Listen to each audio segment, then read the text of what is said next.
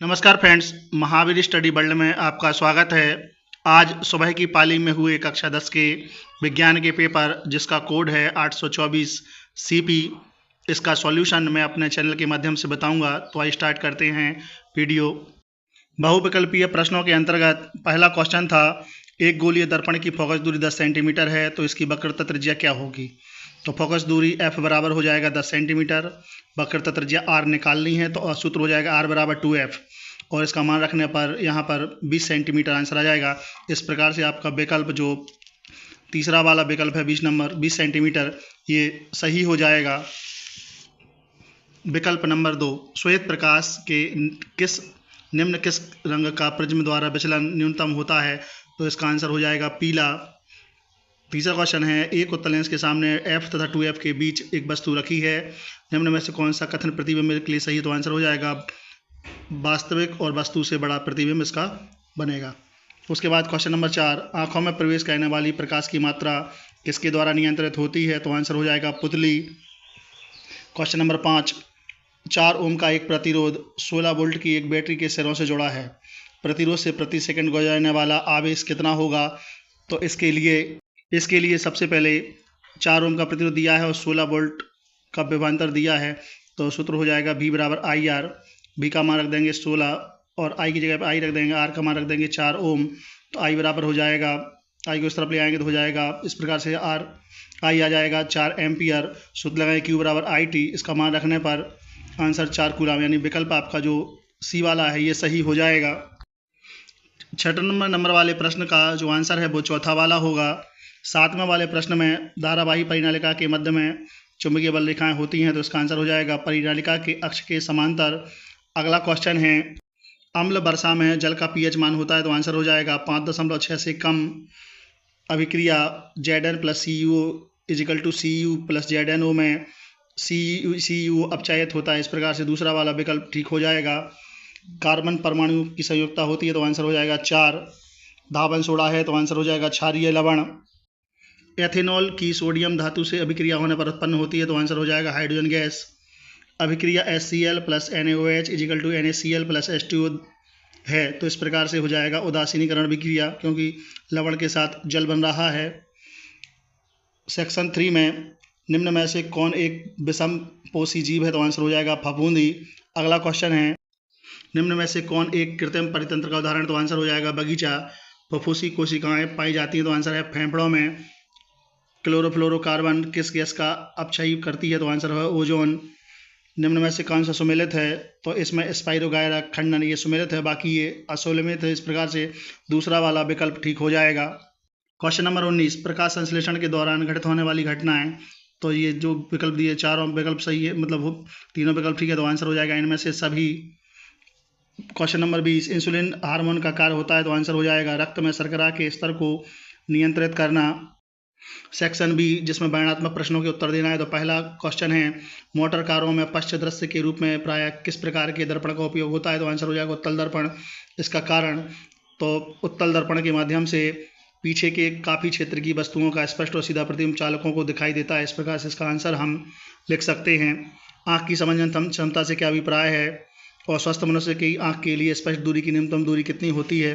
तो नेत्र लेंस द्वारा अपनी फोकस दूरी को आवश्यकतानुसार परिवर्तित कर लेने की क्षमता को नेत्र की समंजन क्षमता कहते हैं। और स्वस्थ मनुष्य के लिए, जो स्वस्थ मनुष्य है आँख के लिए, उसका स्पष्ट दूरी की न्यूनतम दूरी हो जाएगी 25 सेंटीमीटर। दूसरा वाला है, उस लेंस की फोकस दूरी ज्ञात कीजिए जिसकी क्षमता 2.5D है। यह किस प्रकार का लेंस है। तो यह इस जो लेंस होगा जो क्षमता है माइनस में, तो लेंस अवतल होगा। लेंस की फोकस दूरी ज्ञात करने के लिए सबसे पहले क्या करें, लेंस की क्षमता P बराबर लिखेंगे -2.5D। F बराबर निकालना है तो सूत्र हो जाएगा F बराबर 1/P। तो इस प्रकार से हम इसको सॉल्व करेंगे तो आंसर हो जाएगा -0.4 सेंटीमीटर। ये फोकस दूरी जो है अवतल लेंस की निकल आएगी। अगला क्वेश्चन है, वायुमंडल द्वारा प्रकाश के विकिरण के दो प्रभाव। तो आंसर है आकाश का नीला दिखाई देना और सूर्योदय और सूर्यास्त के समय सूर्य का लाल दिखाई देना। क्वेश्चन नंबर 3 है, विद्युत स्त्री की कुंडली शुद्ध धातु की बजाय मिश्र धातु की क्यों बनाई जाती है। 2 कारण बताना है। तो मिश्र धातु का पहला कारण हो जाएगा मिश्र धातु की जो प्रतिरोधकता है शुद्ध धातु की तुलना में अधिक होती है। दूसरा हो जाएगा मिश्र धातु आसानी से पिघलती नहीं है। इस प्रकार से इसका आंसर लिख सकते हैं। तीसरे के दूसरे वाले में क्वेश्चन दिया है, नीचे दिए गए विद्युत परिपथ में 4 प्रतिरोध 20 ओम, 30 ओम, 60 ओम और 15 ओम के 10 वोल्ट की एक बैटरी के से परिपथ प्रदर्शित परिपथ के अनुसार जुड़े हैं। 15 प्रतिरोध के स्वरों का विभवांतर बताना। तो सबसे पहले हम 20 ओम, 30 ओम और 60 ओम के प्रतिरोध जो समांतर क्रम में जुड़े हैं तो उनका कुल प्रतिरोध निकालेंगे। तो इस प्रकार से आंसर आ जाएगा 10 ओम। इन प्रतिरोधों का 10 ओम के बाद फिर 15 प्रतिरोध का एक तार और जुड़ा है जो समांतर क्रम में है, तो कुल प्रतिरोध आ जाएगा 25 ओम। सूत्र लगाएंगे V बराबर आई आर, तो I बराबर हो जाएगा V बटे आर और धारा निकल आएगी 0.4 एम्पियर।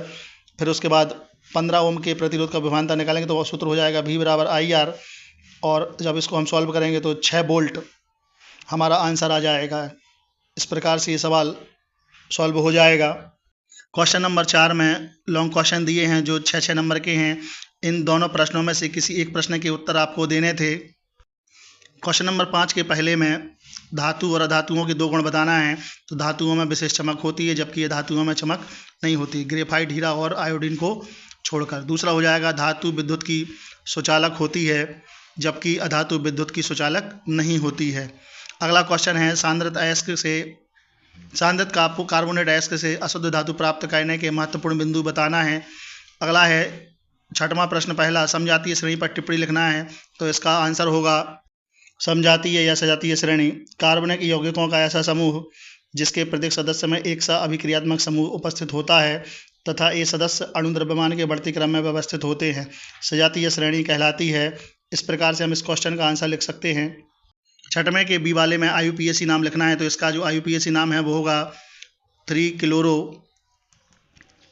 ब्यूटेनल। इस प्रकार से इसका आंसर हो जाएगा। संक्षारण की परिभाषा, तो संक्षारण यह एक रासायनिक क्रिया है जिसके फलस्वरूप धातुओं का क्षय एवं ह्रास होता है। इस प्रकार से हम इसका आंसर लिख सकते हैं। उसके बाद क्वेश्चन नंबर 7 में लॉन्ग क्वेश्चन दिए हैं जिनमें से आपको किसी एक प्रश्न का उत्तर देना था। सब सेक्शन तीसरे वाले में 8वां क्वेश्चन में निम्नलिखित पर टिप्पणी लिखना है। तो पौधों में गति और अपमार्जक और उनकी परितंत्र में भूमिका, इन दोनों पर आपको टिप्पणी लिखनी थी। ये दोनों क्वेश्चन के बाद क्वेश्चन नंबर 9 में आधार श्रृंखला एवं आहार जाल में ऊर्जा प्रवाह का सचित्र वर्णन करना था। क्वेश्चन नंबर 10 में निम्नलिखित पर संक्षिप्त टिप्पणी लिखनी थी, मानव नृत्य, मानव मस्तिष्क और प्लेटलेट्स पर।